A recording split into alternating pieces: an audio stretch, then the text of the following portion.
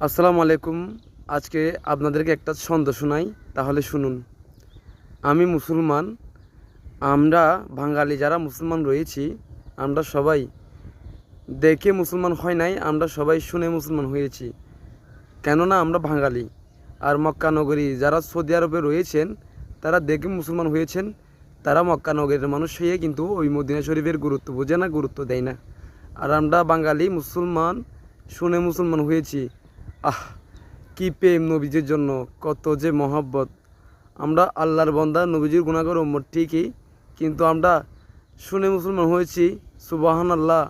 আল্লাহ আমাদেরকে কত বড় উপহার দিয়েছেন। আল্লাহ রব্বুল আলামিন আমরা না চাইতে আমাদের ইসলাম ঘরে জন্মগ্রহণ করিয়েছেন। আমিন। যদি আমার এই কথাটা আপনাদের শুনে ভালো লাগে, অবশ্যই একবার শেয়ার করবেন, একটা লাইক করবেন, মন্তব্য জানাবেন। তো